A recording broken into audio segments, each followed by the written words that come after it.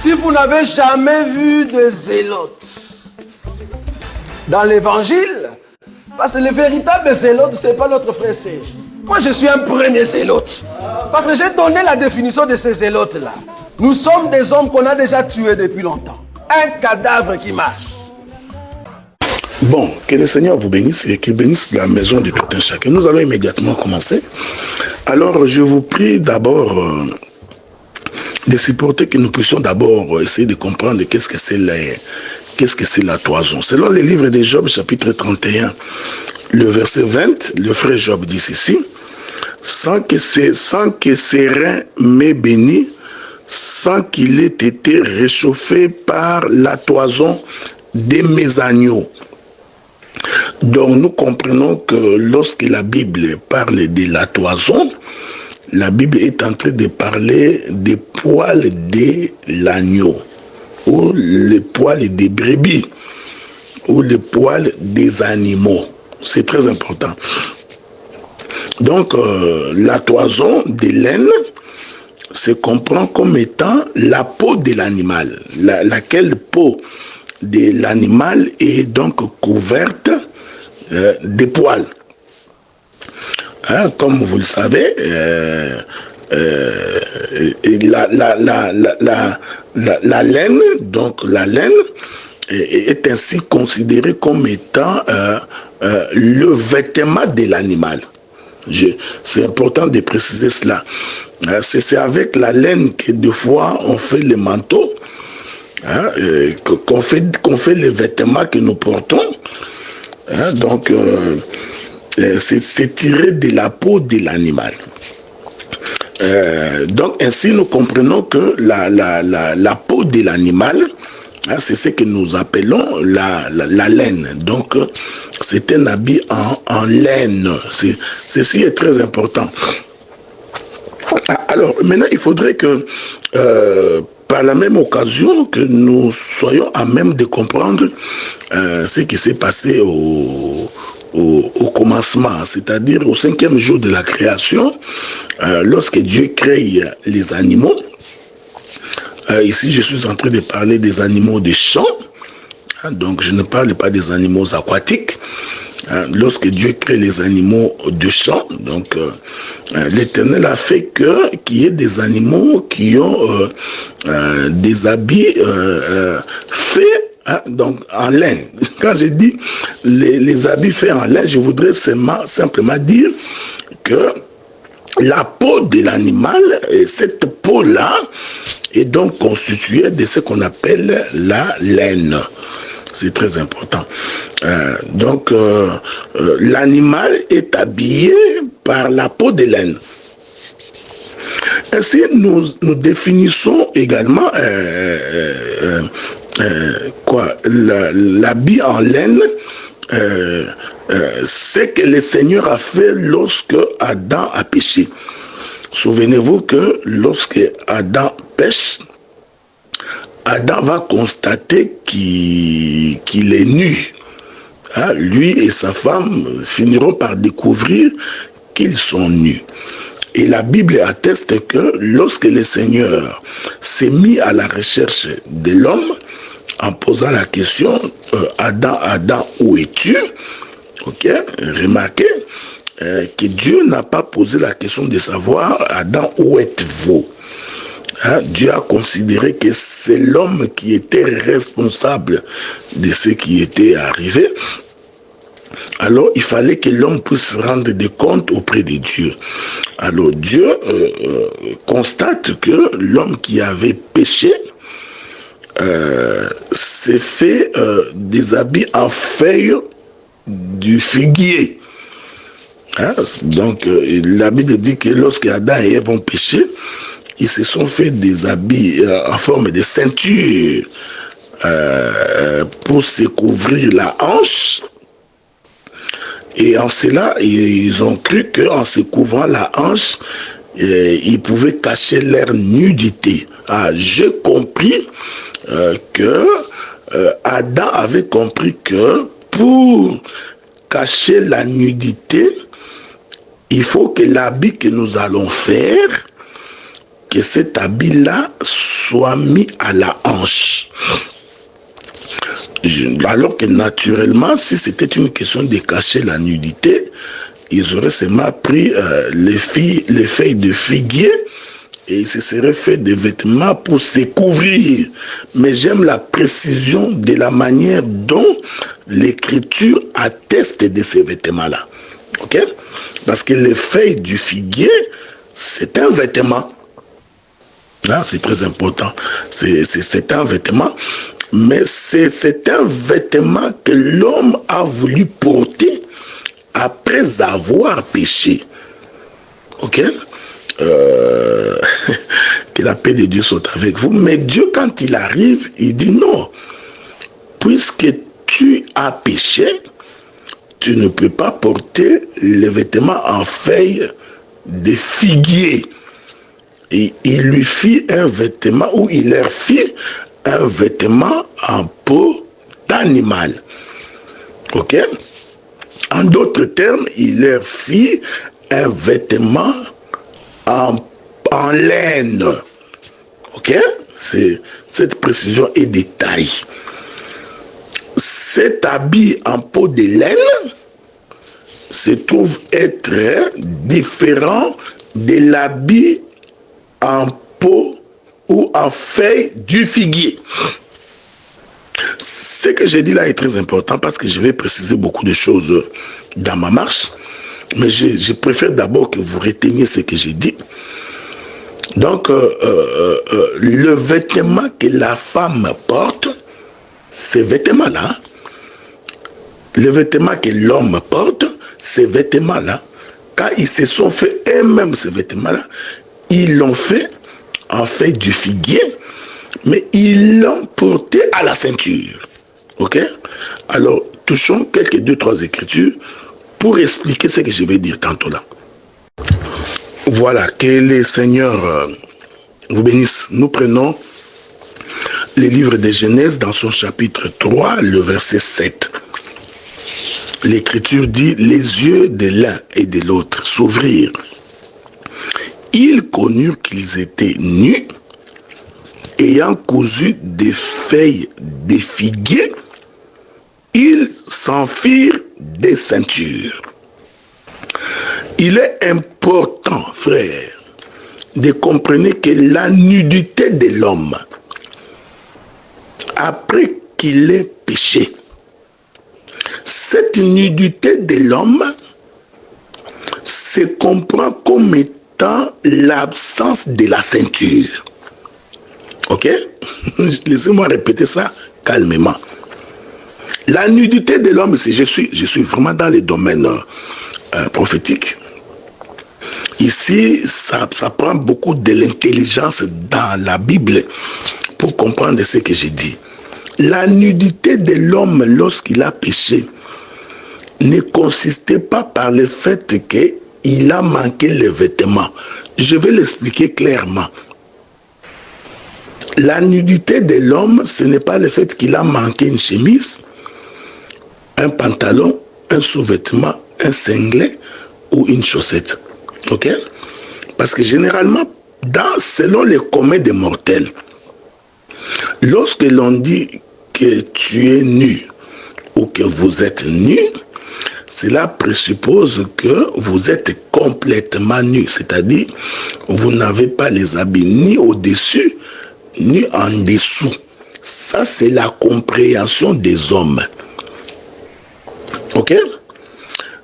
Mais selon Dieu, conformément au prophète Moïse, quand je suis dans les livres de Genèse, j'ai compris que la nudité d'Adam et la nudité d'Ève se comprenaient par l'absence de la ceinture.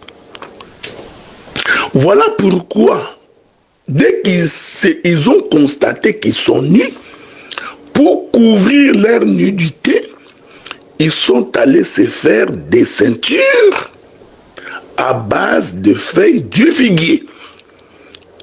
Je répète ça, non? Voilà, vous permettez, nous sommes dans une assemblée de chirurgiens. Donc nous coupons l'animal avec détail.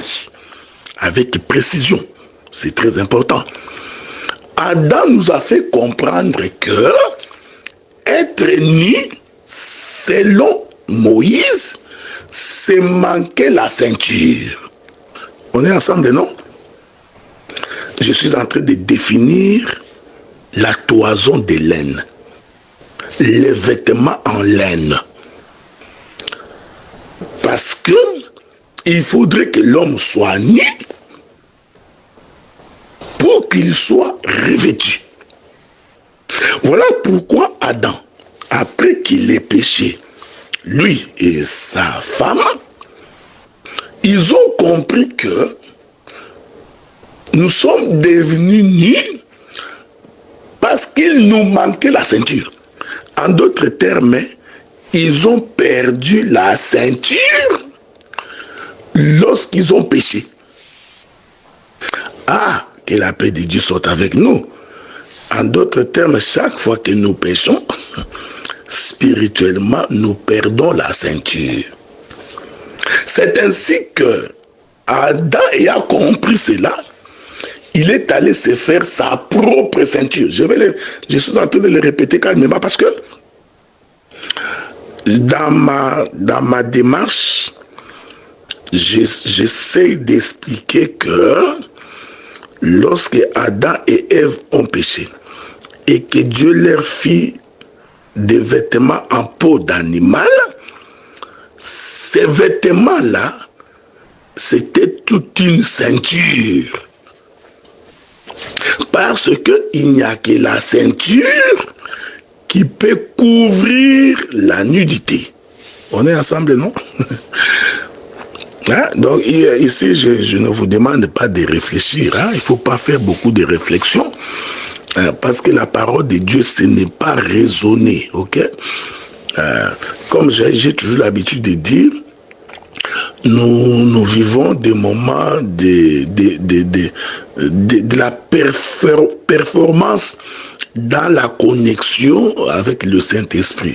Hein? Donc la vitesse de la connexion s'est accrue. C'est un langage pour dire que la connaissance a augmenté dans la manière de voir les Écritures. Okay? Dieu ouvre beaucoup de fenêtres, beaucoup de portes, nous permettant d'aller sonder la profondeur de Dieu. Donc, Adam et Ève pêchent. Lorsqu'ils pêchent, ils constatèrent qu'ils étaient nus. Donc, pour couvrir leur nudité, ils se sont fait des vêtements en fait du figuier. Mais ces vêtements-là, c'était des ceintures. C'est ce que l'Écriture dit. Ok? Ayant cousu des feuilles de figuier, ils s'en firent des ceintures. Ok? Or, la ceinture, nous allons voir ça dans la Bible pendant que nous avançons. Or, la ceinture doit se porter à l'anche, tout autour de l'anche. Donc, la nudité, je répète ça, frère. Donc, la nudité d'Adam et d'Ève était une nudité autour de l'ange. Ok? C'est très important. C'est très important. Ça nous permet d'avancer. Pourquoi j'ai dit cela? Parce que la hanche, c'est la partie intermédiaire entre le membre supérieur et le membre inférieur. On est d'accord? La hanche, c'est la partie du milieu. C'est la partie qui réunit le membre supérieur et les membres inférieurs. Je voudrais le dire autrement. La hanche, là où Adam et Ève ont mis les ceintures qui se sont fabriquées, cet endroit-là, c'est la partie qui sépare les cieux et la terre. On est ensemble parce que les membres supérieurs, c'est la partie d'en haut. Les membres inférieurs, c'est la partie d'en bas. Or, la partie d'en haut est reliée avec la partie d'en bas par la hanche. Je puis dire sans risque d'être contredit, que la hanche, c'est l'étendue. Je rentre ici au commencement. Hein? Dieu créa les cieux et la terre. Pour séparer les cieux et la terre, Dieu va donc mettre l'étendue. L'étendue, c'est la partie qui relie ciel et terre. Ok? Ce que j'ai dit, je l'ai dit à dessein parce qu'il y a beaucoup de choses à dire. Hein? Il y a tellement de choses à dire ici. En d'autres termes, l'étendue, c'est la partie qui réconcilie les eaux d'en haut et les eaux d'en bas. L'étendue, c'est la partie qui réconcilie les membres supérieurs aux membres inférieurs. Ok? Que le Seigneur vous bénisse, que la paix de Dieu soit avec vous. Hein? Donc la hanche, c'est très important. Je puis le dire autrement parce que je suis dans une assemblée de chirurgiens. Ok? Je ne suis pas dans une assemblée de profanes. La hanche, c'est le lieu saint. Car le lieu saint, c'est la partie qui relie le lieu très saint au parvis. Or, vous savez que le lieu très saint, c'est la partie supérieure, c'est là où Dieu habite, alors que le parvis,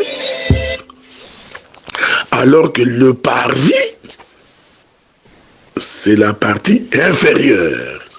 Que le Seigneur vous bénisse, hein? Que le Seigneur vous bénisse. Il y a beaucoup de choses. Et effectivement, c'est là, c'est à la hanche, ok, c'est très important, que le frère Adam et sa femme sont allés placer la ceinture. Parce que la ceinture se place à la hanche. Oui, la ceinture se place à la hanche. Je vais prendre une écriture. Voilà. Lisons quelques deux écritures. C'est comme j'ai dit, hein, je vous avais déjà peint mon tableau d'intervention. Donc aujourd'hui, je ne parle que de la laine. Hein. J'essaie d'expliquer la toison des laines. Okay? Donc c'est très important.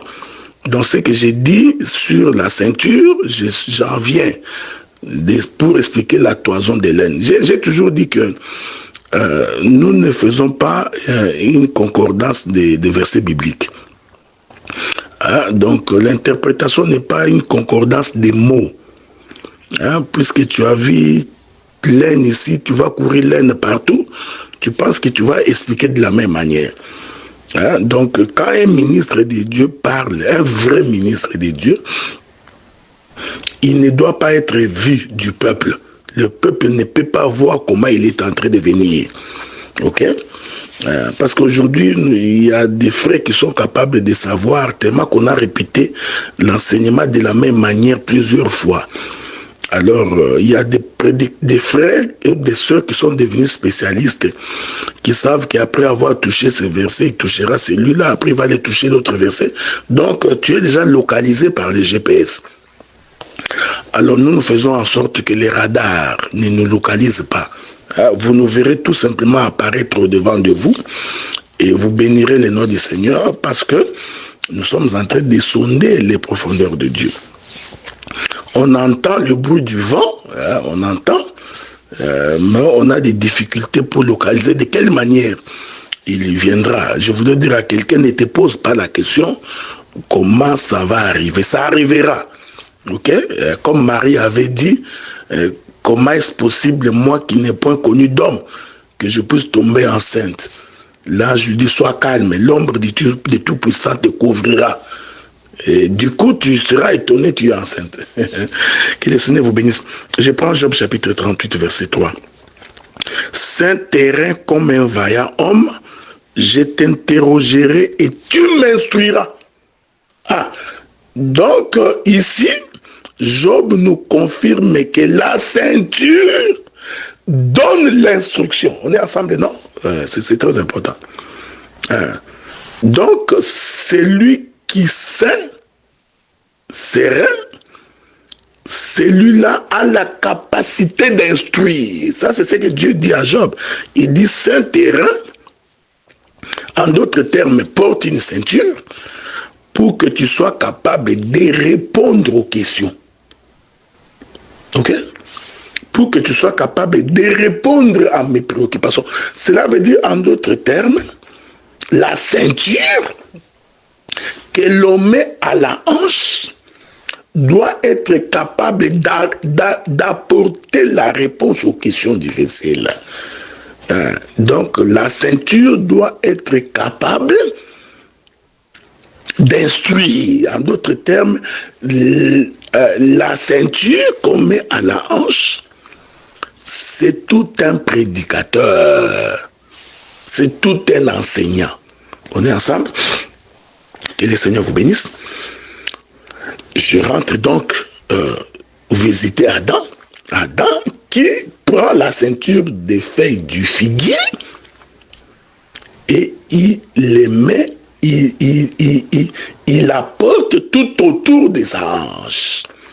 Mais vous savez, j'aime la manière dont Dieu vient ce soir-là, pose la question à Adam. Adam, où es-tu? Adam répond, j'ai entendu ta voix parcourir les jardins.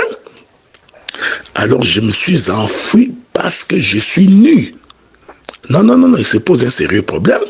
Cependant, Adam avait déjà fait des ceintures en feuilles du figuier. Malgré qu'il a porté la ceinture, Adam continue à dire qu'il était nu. Ok? Mais déjà, remarquez l'idée d'Adam de se faire une ceinture. Adam avait compris que par la ceinture, je peux couvrir ma nudité. Et Job vient nous informer que la ceinture, c'est l'instruction. Et cette ceinture qui est l'instruction doit se porter à la hanche. Je voudrais ajouter une écriture dans les livres de Psaume. Parce que Psaume va nous définir ce que c'est la ceinture. Psaume dit ceci, vaillant guerrier, c'est ton épée. Ok? Ta parure et ta gloire. Il est merveilleux. Hein? Vaillant guerrier, je suis dans Psaume 45, verset 4. Vaillant guerrier, c'est ton épée, ta parure et ta gloire. Donc, la ceinture est une épée. Ok? Je voudrais les décrire un peu de façon naturelle pour que les gens nous saisissent. C'est-à-dire quand les guerriers s'habillaient, après avoir mis tous ces vêtements de combat, ils ajoutaient la ceinture. Ok? Et quand les guerriers s'habillent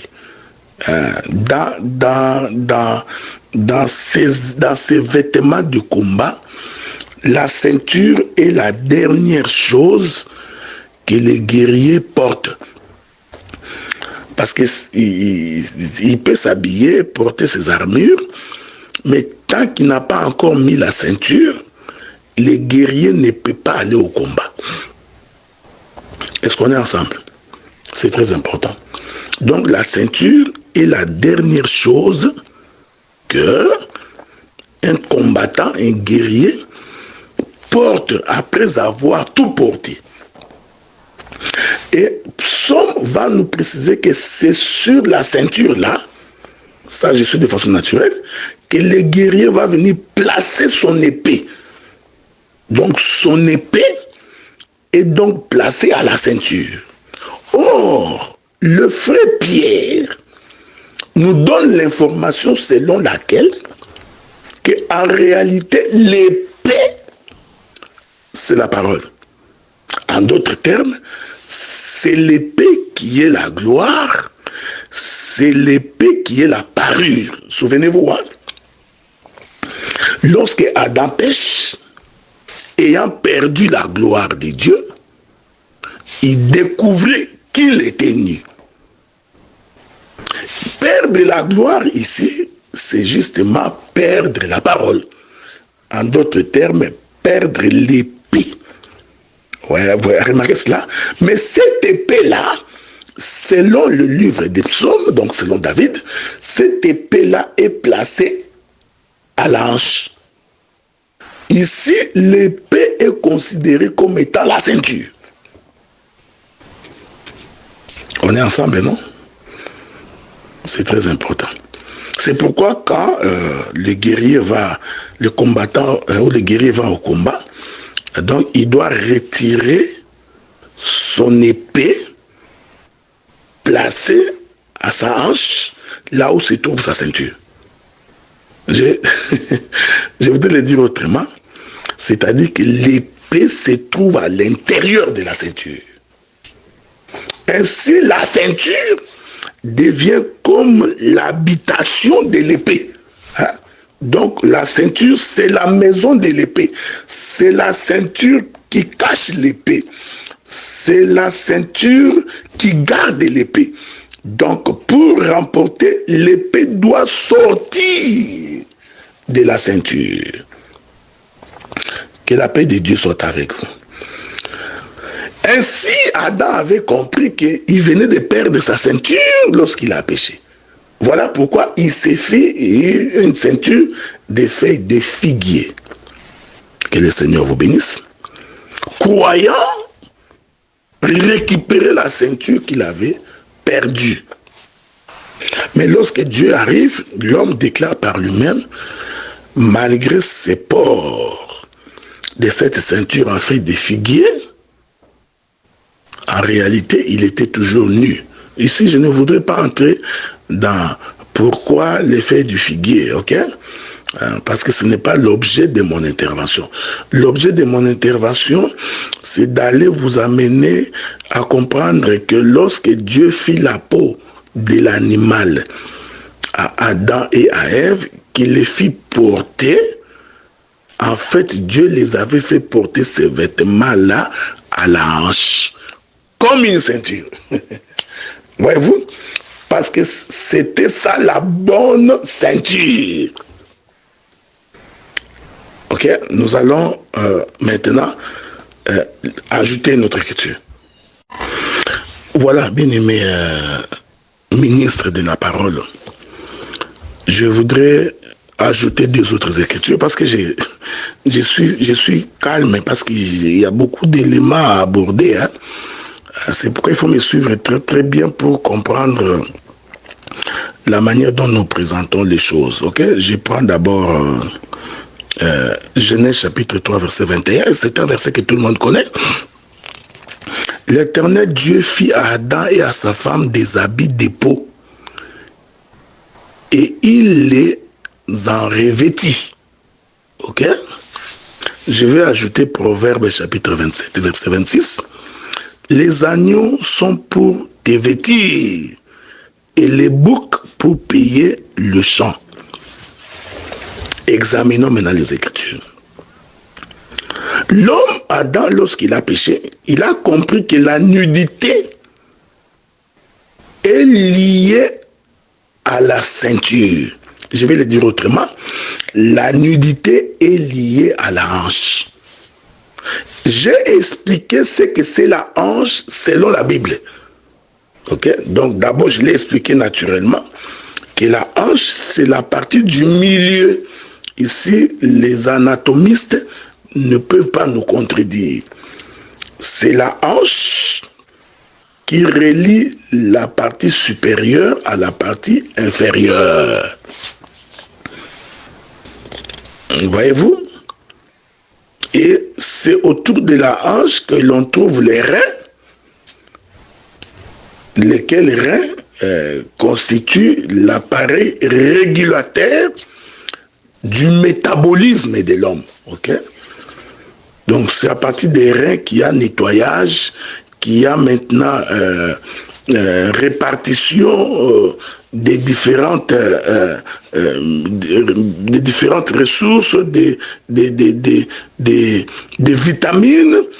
C'est à partir des reins que se fait le triage. C'est pourquoi quand quelqu'un a des reins foutus, son système métabolique ne peut plus fonctionner normalement. Ok? Donc, les reins est comme l'appareil catalyseur. Hein? Donc, c'est très important ce que j'ai dit. C'est pourquoi la ceinture se porte au rein. C'est pourquoi Dieu dit aux vaillants guerriers, c'est tes reins. Ok? Donc, mets la ceinture à tes reins. C'est très important. Donc, j'ai défini les reins comme étant la partie reliant ciel et terre. La partie qui relie le membre supérieur au membre inférieur. J'ai expliqué que le membre supérieur, c'est le ciel et le membre inférieur, c'est la terre. Qu'est-ce que je voulais dire en termes clairs? C'est-à-dire que la hanche, c'est lui qui réconcilie le ciel et la terre. Or, le frère Paul nous confirme que c'est lui qui a réconcilié le monde avec Dieu, c'est le Seigneur Jésus-Christ. Sa mort et sa résurrection nous a donc servi de catalyseurs. Sa mort et sa résurrection nous a donc servi de pont entre Dieu et nous. Est-ce qu'on est ensemble? Je voudrais dire en d'autres termes, la hanche, c'est le sacrificateur. La hanche, c'est les Lévites. La hanche, c'est le Seigneur Jésus-Christ, parce que c'est lui qui nous a réconciliés avec Dieu. Il dit lui-même, personne ne peut aller au Père s'il ne passe par moi. Donc, je suis le chemin, la vérité et la vie. Je vais venir. Donc,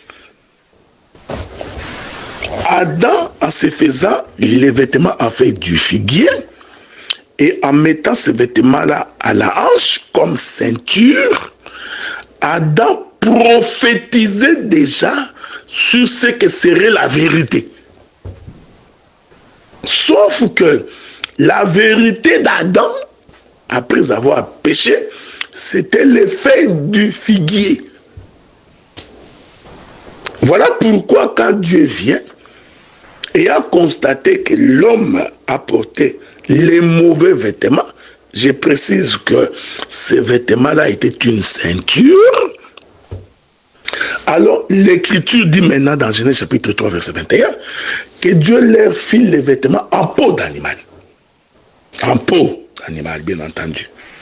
Et nous confirmons que c'est la peau de l'animal parce qu'on va prendre d'autres Écritures plus tard. Donc, or, la peau de l'animal est un vêtement en laine. Ok? Donc l'animal, sa peau est un vêtement en laine. Parce que la laine, c'est les poils.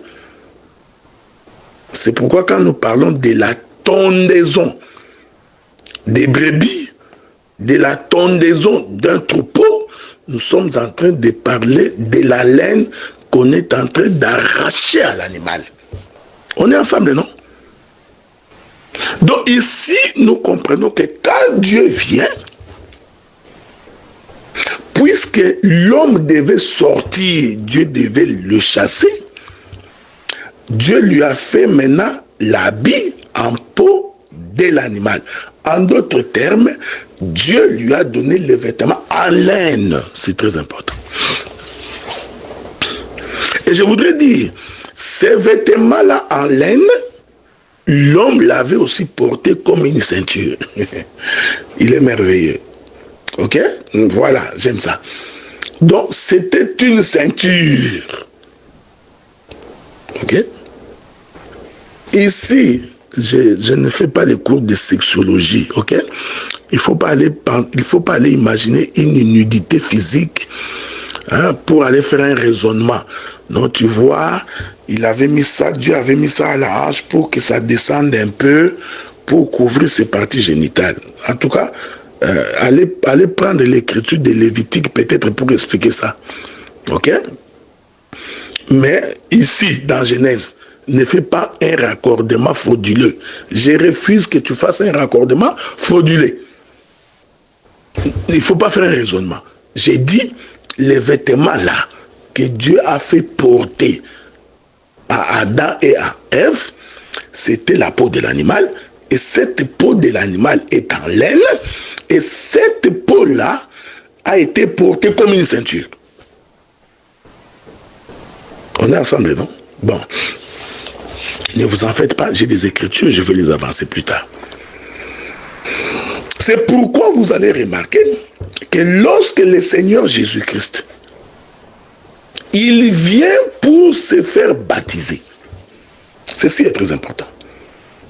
Quand Jean-Baptiste le regarde, Jean-Baptiste ne l'a pas vu comme un arbre, quand bien même qu'Apocalypse témoigne qu'il est l'arbre de vie. Ok? Lui-même d'ailleurs, il a déclaré que je suis l'arbre et que vous êtes les serments. Ok? Jésus c'est aussi un arbre. Mais quand Jean-Baptiste l'observe au jour de son baptême, Jean-Baptiste les regardant, il dit, voici l'agneau de Dieu qui ôte les péchés du monde. En d'autres termes, Jean-Baptiste avait vu la peau de l'animal. Jean-Baptiste avait vu un animal. Or, l'animal porte les vêtements en laine. C'est très important. Ok? Il y a d'autres éléments pour lesquels je reviendrai probablement mercredi ou demain. Donc, tout ce temps-là, le véritable agneau n'était pas encore connu. Ok? Souvenez-vous que lorsqu'ils étaient dans les pays d'Égypte, Dieu a demandé qu'à la 10e plaie, vous prendrez un agneau d'un an, vous l'immollerez, tout ça vous savez. Donc cet agneau-là était une préfiguration de notre Seigneur Jésus-Christ. Mais merveilleux, ok? Donc mon intervention ici, c'est pour expliquer que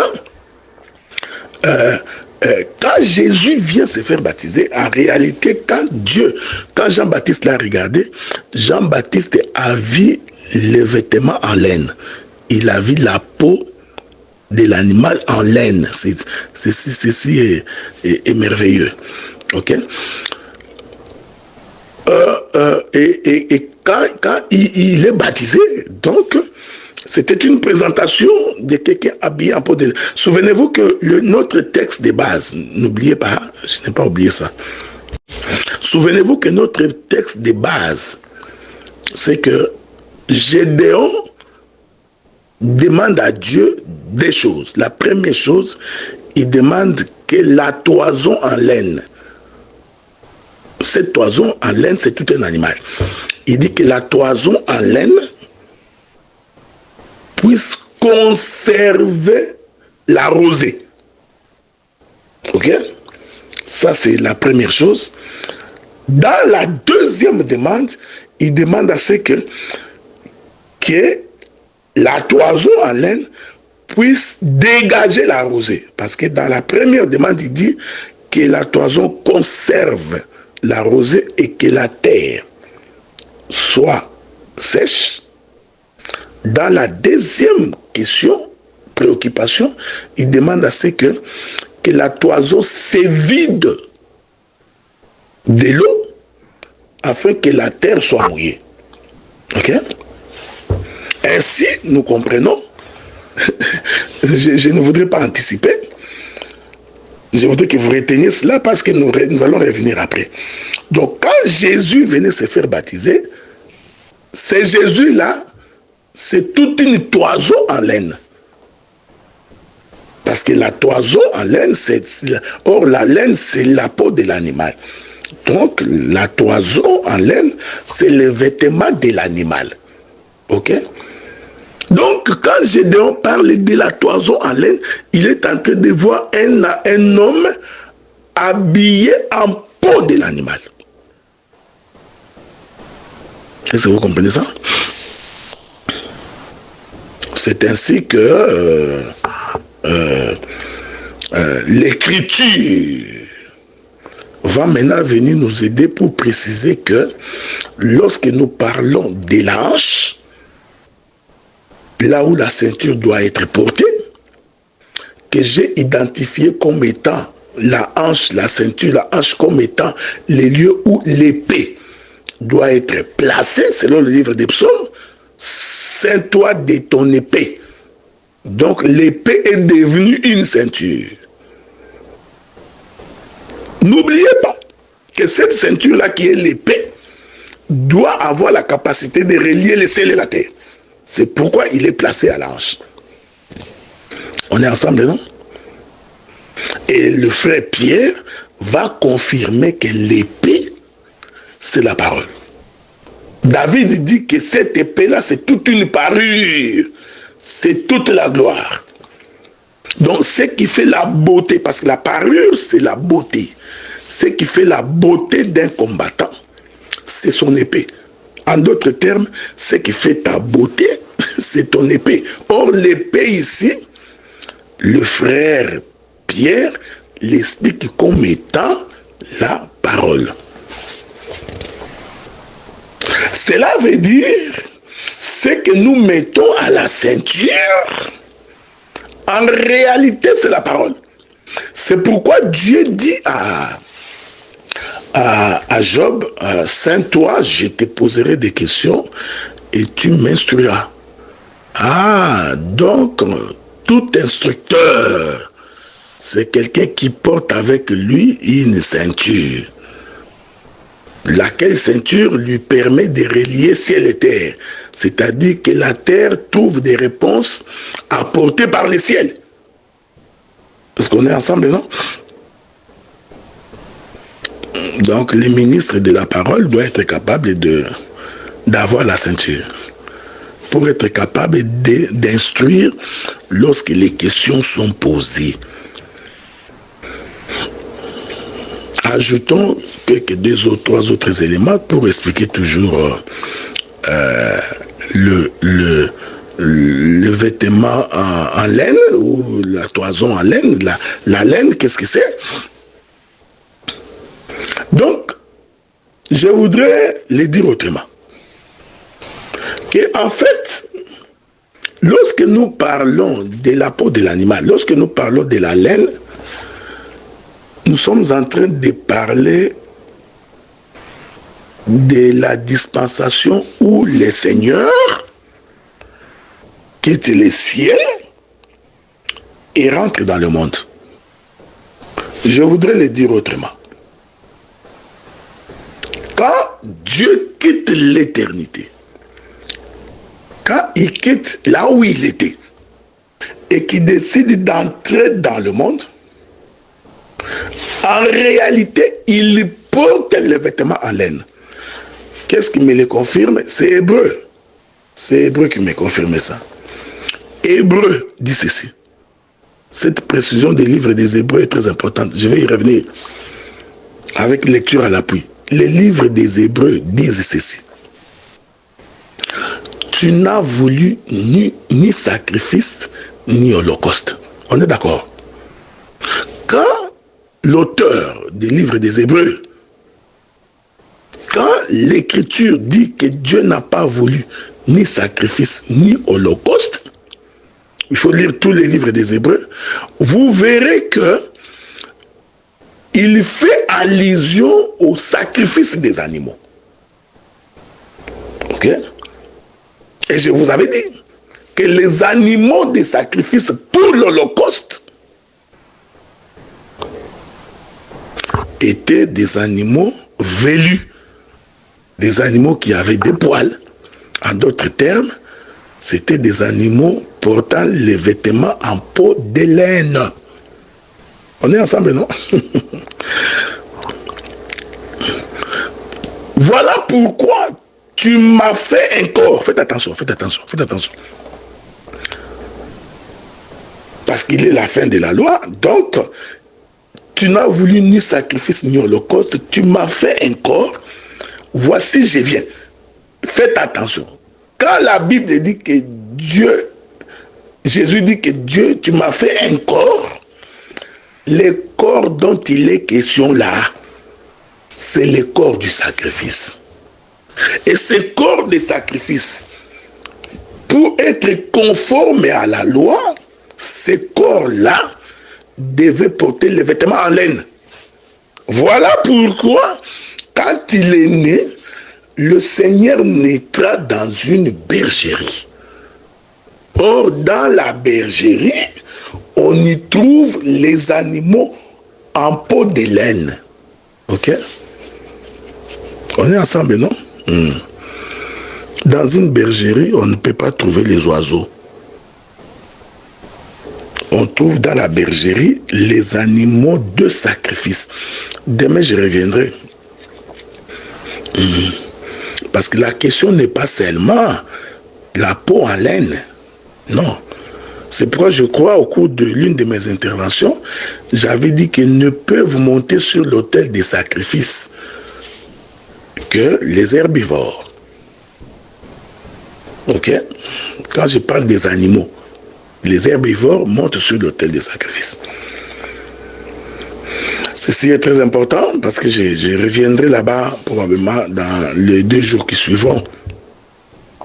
C'est ainsi que lorsque Jésus naît, il a fallu qu'il naisse dans une bergerie, c'est-à-dire naître parmi les animaux domestiques, naître parmi les animaux qui portent les habits en laine. Voilà pourquoi ça n'a pas dérangé tous les autres animaux. Que la paix de Dieu soit avec vous, tous les autres animaux qui étaient dans cette bergerie. Ok? Jésus est né dans une bergerie et il n'est pas né partout. On l'a couché là où les animaux viennent manger. Ok? Je voudrais dire que là où il était couché, c'était en réalité les lieux de sa mort. Il est né au lieu de sa mort. Ok? Bon, ce n'est pas l'objet de mon intervention, mais pour que Jésus naisse dans une bergerie, c'est-à-dire dans cette bergerie-là, il y avait déjà des animaux. Pour qu'on appelle ça une bergerie, c'est-à-dire avant lui, il y avait d'autres animaux qui étaient déjà dans la bergerie. Et Jésus vient naître comme étant le dernier animal pour mettre fin au sacerdoce de Moïse. Je vais le dire autrement. Les animaux qui ont précédé Jésus avant sa naissance, c'est la dispensation de Moïse. Ces animaux-là sont les différents prophètes. Ok? Mais quand Jésus naît, il doit naître aussi parmi les animaux. Laissez-moi le dire autrement, il est né parmi ses frères. Ok? J'aime ça. Donc les autres animaux qui étaient dans cette bergerie, c'était les frères de Jésus. En d'autres termes, c'était la maison d'Israël. Et il est né donc parmi ses frères. Voyez-vous, les animaux qui étaient dans cette bergerie ont vu le Seigneur avant que les mages n'arrivent. Parce que les mages, c'est aussi l'image des nations qui ont vu l'étoile de loin, qui ont entendu parler de sa renommée et qui se sont déplacés pour venir aussi l'adorer. Mais avant qu'eux n'arrivent, les animaux qui étaient dans cette bergerie avaient déjà vu le Seigneur. Nous disons que ces animaux-là, ce sont les prophètes, c'est la maison d'Israël. Et quand Jésus naît, il naît aussi comme un animal. C'est-à-dire, il est né avec la peau en laine. Je vais essayer de chuter. Non, je vais essayer de basculer. Il est important que je bascule un peu, ok? Je vous reviens. Je voudrais essayer de conclure pour aujourd'hui, ok? Vous me supporterez, non? Je voudrais que nous lisions une écriture. Aujourd'hui, j'explique la laine. La laine, là, c'est tout un vêtement. C'est le vêtement de l'animal. Et Jésus est représenté comme cet animal-là. Ok? D'autres éléments, je vais les ajouter après. Et cet habit-là, que j'appelle la laine, c'est un habit qui se porte à la ceinture. J'ai expliqué pourquoi. Parce que la ceinture c'est là où se trouve l'instruction, c'est là où se trouve la parole qui est notre gloire et notre parure.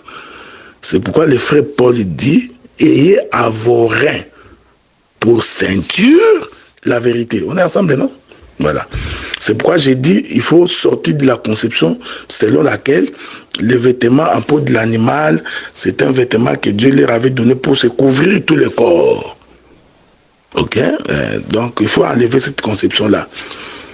Parce que nous sommes en train de parler des choses du royaume. Ces vêtements-là, en réalité, c'était la vérité. Et cette vérité-là ne peut se porter qu'à la hanche. Pourquoi cette vérité se porte à la hanche? C'est Job qui répond. C'est parce que ces vêtements-là, en peau de laine, c'est une instruction. Donc, c'est un enseignement. C'est la vérité. Et le frère Paul vient confirmer que ayez à vos reins pour ceinture la vérité. Et c'est tout à fait normal que cette ceinture-là soit portée à la hanche, parce que c'est ce qui relie ciel et terre. Ok? Donc, c'est les lieux saints qui relient les lieux très saints, là où Dieu habite, et le parvis, là où se trouve le peuple. C'est pourquoi vous remarquerez que dans le lieu saint, on va donc trouver la table des pains des propositions avec le pain et le chandelier pour éclairer le pain. Ok? Est-ce qu'on est ensemble, non? C'est très important. Donc, maintenant, je voudrais ajouter une autre écriture, toujours pour expliquer que Jésus, c'est lui la toison de laine. C'est lui donc cet animal-là, c'est lui le vêtement en laine. Ok? C'est très important. Mais n'oubliez pas que Gédéon va faire une double prophétie sur cette toison de laine. La première, c'est la rétention d'eau. La deuxième, c'est l'aspersion d'eau. Ok? Mais on va y arriver là-bas beaucoup plus tard. Donc, là, Paul dit, donc, dans Romains, il dit, revêtez-vous donc de Christ. Faites attention.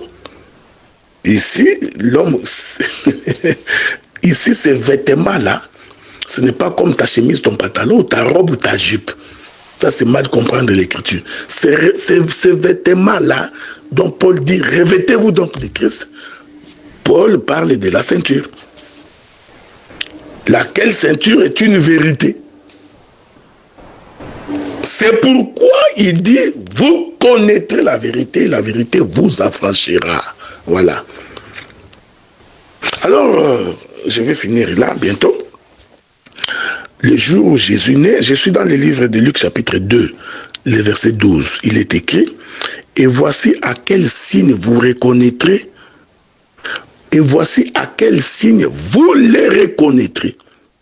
Vous trouverez un enfant emmailloté et couché dans une crèche. Je répète ça.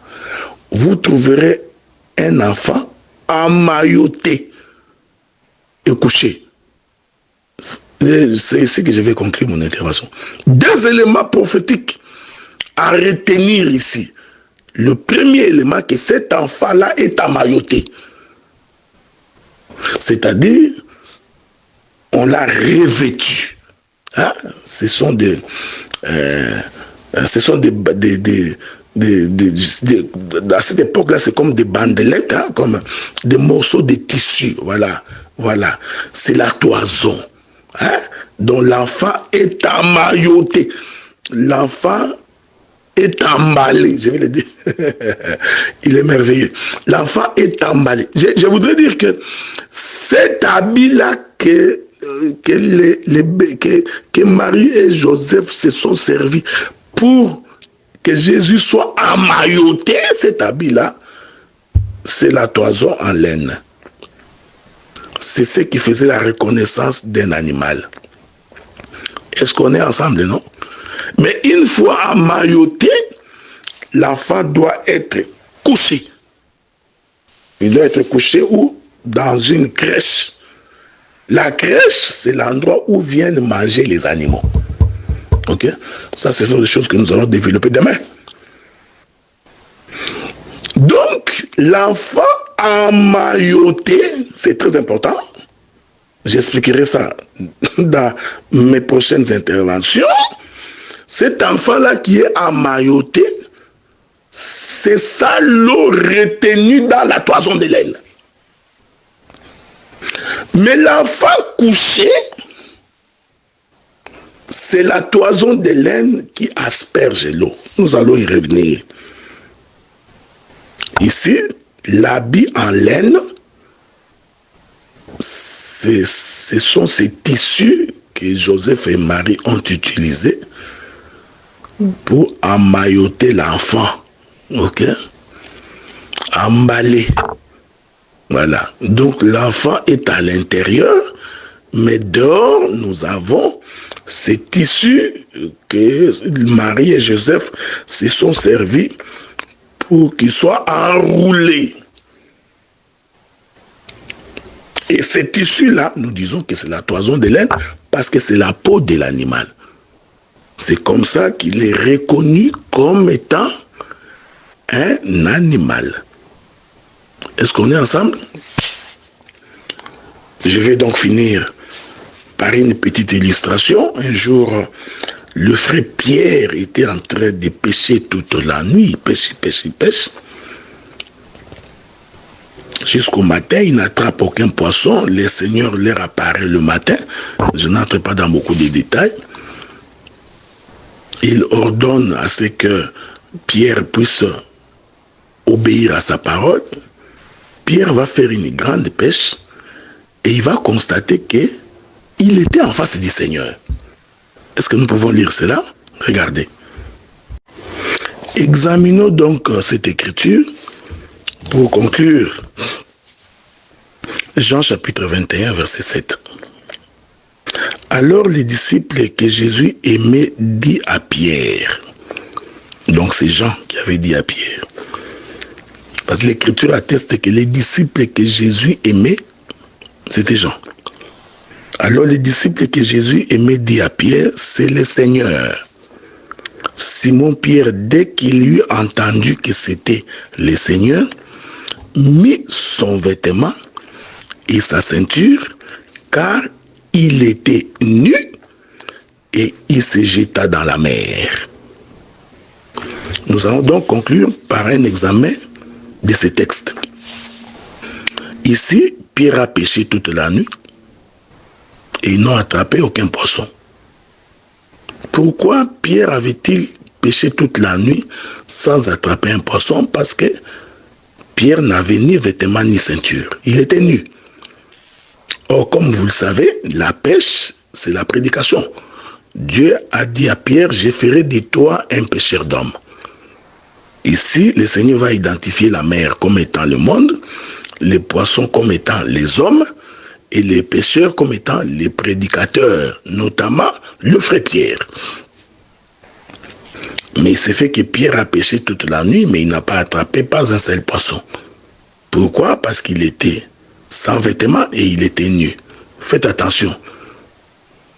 Hein? Il n'avait ni vêtements ni ceinture, donc il était nu. Nous disons, et les vêtements et la ceinture, c'est la même chose. Il n'y a aucune différence. Ok? Parce que Paul dit dans les livres des Romains, soyez revêtus donc de Christ. Donc Christ est un vêtement. Or, Christ vous dit que je suis la vérité. Et le frère Paul vient confirmer que ayez à vos reins la ceinture pour vérité. Donc la ceinture est un vêtement, la ceinture est une vérité. Donc à la hanche, on y trouve la vérité. Donc les vêtements et la ceinture, les deux veulent dire la même chose, veulent dire la vérité. Oh, qu'est-ce que c'est la vérité? C'est la prédication de Christ, c'est l'évangile vrai, c'est l'évangile éternel. En d'autres termes, c'est Pierre-là qui était en train de pêcher sans habit, sans ceinture, représente la dispensation de la loi. Ok? Car la loi est venue avec Moïse, la vérité et la grâce sont venues avec le Seigneur Jésus-Christ. Donc, c'est Pierre-là qui pêche la nuit, sans vêtements, sans ceinture, c'est quelqu'un qui prêche dans la dispensation de la loi. C'est aussi un animal dans la dispensation de la loi. Nous allons y revenir demain dans notre intervention. Mais quand Dieu ordonne, quand Jésus ordonne et que Pierre le fait, le disciple que Jésus aimait beaucoup, nous parlons de Jean, ici vous comprenez que les disciples que Jésus aimait beaucoup là, va représenter le Saint-Esprit. Mais on va y revenir. Parce que c'est le Saint-Esprit qui sonde les profondeurs de Dieu et qui vient nous révéler. Souvenez-vous que lorsque Pierre voulut connaître qui vendrait Jésus, qui trahirait Jésus, il posa la question à Jean et demanda à Jean d'aller poser la question à Jésus. En d'autres termes, Jean avait la possibilité de sonder le cœur de Jésus. Vous comprenez? Donc ici, les disciples de Jean, c'est le Saint-Esprit. Parce qu'il n'y a que le Saint-Esprit qui connaît la profondeur de Dieu, qui sonde Dieu pour nous révéler sa pensée. Maintenant, le Saint-Esprit, c'est aussi un enseignant, parce qu'il est écrit, il vous convaincra du péché. Il vous fera marcher dans toute la vérité. Vous voyez, je suis en train de courir parce que je vous avais dit qu'il y a beaucoup de choses à dire. Hein? Le Saint-Esprit vous conduira dans la vérité. Oh, je vous ai dit que la vérité est une ceinture qui se porte à la hanche. Donc, c'est Jean qui informe Pierre. En d'autres termes, le Saint-Esprit révèle la vérité. Remarquez maintenant, le même Pierre qui péchait nu, lorsqu'il a entendu la vérité, il mit les vêtements et il mit la ceinture. Au lieu de sortir de la barque, il se jeta de nouveau dans l'eau. Cette plongée-là, cette deuxième plongée, habillée et avec une ceinture, c'est la dispensation de la grâce. Ok? Laissez-moi le dire autrement. Quand il met les vêtements et la ceinture, en réalité, il venait de porter la peau de l'animal. En laine. C'est important. Et quand il se jette dans la mer, nous comprenons qu'il va dans le monde. En d'autres termes, ici, Pierre devient le ministère de la parole. Il devient, Éphésiens chapitre 4, il devient les ministres. Mais lesquels ministres, pour se jeter dans l'eau, doivent être habillés et porter une ceinture. Oh, le véritable ministre, c'est le Seigneur Jésus-Christ, ok? Or, naturellement, quand quelqu'un porte une robe et qu'il met la ceinture, et qu'il se jette dans l'eau, qu'est-ce qui va arriver? C'est-à-dire sa robe va être remontée jusqu'au niveau de la hanche. Ok? Parce que l'eau va remonter ta robe jusqu'au niveau de la hanche. La ceinture fera en sorte tout simplement que ta robe ne puisse pas dépasser la hanche, laquelle hanche est sous l'eau. Voilà, bien-aimés frères et sœurs. Je voulais dire, bien-aimé ministre de la parole, parce que je suis d'abord avec vous, bien que je sais qu'il y aura des frères et des sœurs qui nous suivront. Par ricochet, nous avions donc aujourd'hui essayé de définir ce que c'est la toison de laine. Ceci est très important. C'est quoi cette toison de laine? Demain, je viendrai maintenant pour expliquer cette toison de laine qui retient l'eau comme étant le ciel. Ok? Parce que la toison de laine, c'est aussi le ciel. Ça, je vais l'expliquer d'une autre manière demain. Parce que Dieu parlant tantôt d'une manière, tantôt d'une autre, les gens ne prennent pas garde. C'est pourquoi le ministère de la parole est là pour éclairer